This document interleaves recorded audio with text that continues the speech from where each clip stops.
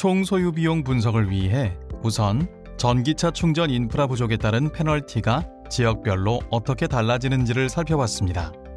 비공용 충전기를 이용하는 경우에는 공용 충전기 보급 수준에 따른 영향이 적어 지역별 페널티 차이가 거의 없었지만, 비공용 충전기를 이용하지 못하는 경우에는 전기차 충전기 보급 여건에 따라 지역별 페널티의 차이가 발생했습니다.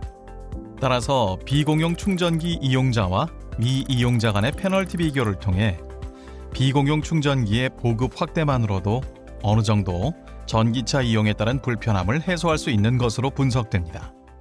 지역별 페널티 계산 결과를 반영해 전기차와 내연기관차의 경제성을 비교해 봤습니다. 지역별로 충전 인프라 보급 여건이 다를 뿐만 아니라 전기차 구매 보조금에도 차이가 있어 전기차의 총 소요 비용도 지역별로 다르게 나타났습니다. 또한 모든 지역에서 전기차의 총 소요 비용이 내연기관차보다 낮게 나타났습니다. 전기차 충전 인프라가 부족한 상황에서도 전기차가 내연기관차보다 경쟁력이 있다는 현재의 분석 결과는 다소 현실과 부합되지 않는 것처럼 보이나, 이는 전기차 구매 보조금이 반영된 영향이 큰 것으로 보입니다. 따라서 전기차 구매 보조금이 없다면 내연기관차에 비해 전기차의 경제성이 낮지만, 구매 보조금이 있기 때문에 소비자가 전기차를 선택한 것으로 이해할 수 있습니다. 실제로 구매 보조금을 제외한 후 총 소요 비용을 계산한 결과 전기차의 경쟁력이 내연기관차보다 낮게 나타났습니다.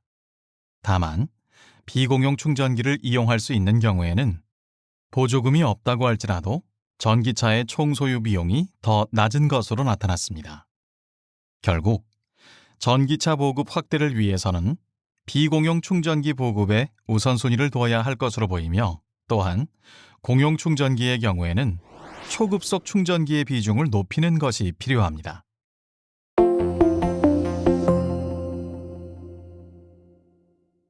변동성 재생에너지뿐만 아니라 전기차 충전 부하도 증가할 것으로 예상되는 2030년의 순부하 패턴을 추정했는데, 가을철만을 대상으로 순부하 패턴을 추정한 3차 연도 연구와는 달리 연중 모든 계절에 대해 분석을 시도했습니다. 먼저 순부하를 기준으로 계절대별 구분안을 제시했습니다.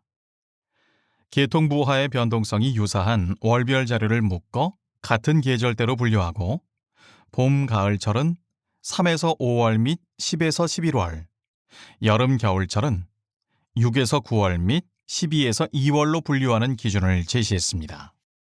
또한 일간 부하 자료를 토대로 최대 순부하 및 최소 순부하 빈도에 따라 시간대별 구분안도 제시했습니다. 봄, 가을철의 경우에는 최대 부하 시간대를 1시, 7시에서 9시, 18시에서 21시, 경부하 시간대는 2시에서 4시, 11시에서 16시로 분류하고, 여름, 겨울철의 경우에는 최대 부하 시간대를 1시, 7시, 9시에서 10시, 17시에서 21시로 설정하였으며, 경부하 시간대는 2시에서 5시, 12시에서 15시, 23시에서 24시로 설정했습니다.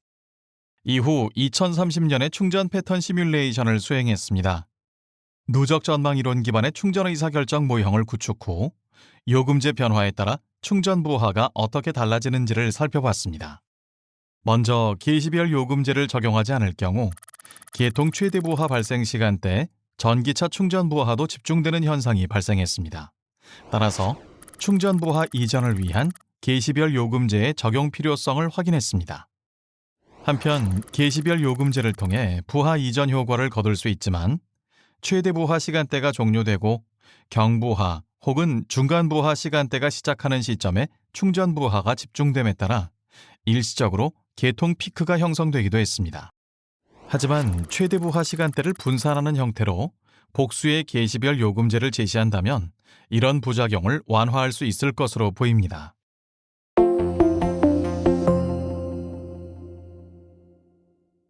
본 연구에서 제안한 계시별 요금제 적용에 따른 전력시장 영향을 분석하기 위해 M-코어를 이용해 시뮬레이션을 수행했습니다.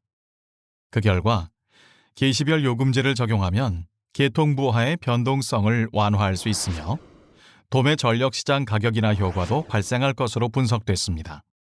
또한 충전부하 이전을 통한 최대 전력 수요 감축 효과가 예상되고 최대 순부하와 최소 순부하 차이가 줄어드는 등 계통 안정화에도 기여할 수 있을 것으로 분석됐습니다. 그리고 연간 S&P의 소폭 하락과 함께 S&P 자체의 변동성도 줄어들 것으로 예상됩니다. 이처럼 계시별 요금제를 적용하면 연간 3,712억 원의 편익이 발생하고 부하 이전에 따라 331메가와트 규모의 신규 발전 설비 건설을 회피할 수 있었는데 이에 따라 발전 설비 회피 편익 440억 원, 송전 설비 회피 편익 159억 원, 배전 설비 회피 편익 133억 원이 발생했습니다. 또한 S&P 인하에 따라 연간 3천억 원의 전력 구입비 절감 효과가 발생할 것입니다.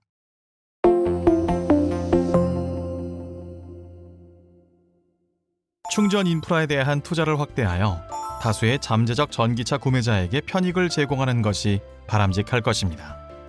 앞으로 배터리 가격의 급격한 하락과 시장 경쟁을 통해 전기차 구매 비용은 자연스럽게 하락할 것으로 예상되므로 일회성 비용을 보전하는 정책보다는 전기차 충전 문제를 해소하는 것이 시급합니다. 특히 우리나라 주거 특성상 개인용 충전기를 단기간에 보급하기는 어려울 것으로 보이므로 단기적으로는 초고속 공용 충전 네트워크 구성에 중점을 두는 것이 필요합니다. 중장기적으로는 이동형 고속 충전기의 개발과 보급을 비롯하여 공동주택 주차장에 고압 콘센트의 설치를 지원하는 방안을 검토해야 합니다.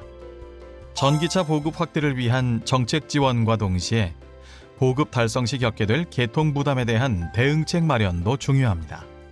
공급 변동성이 커진 미래의 계통 부하 제어를 위해서는 총 전력량보다는 부하 패턴의 예측이 중요합니다.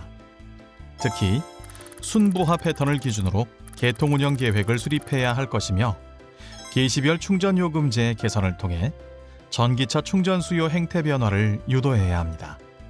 현재 계시별 요금제는 시간대별 전력 수요의 크기만 고려하고 있으나 향후에는 변동성에 초점을 맞춰 요금 수준 및 시간대 구분을 조정해야 할 것입니다.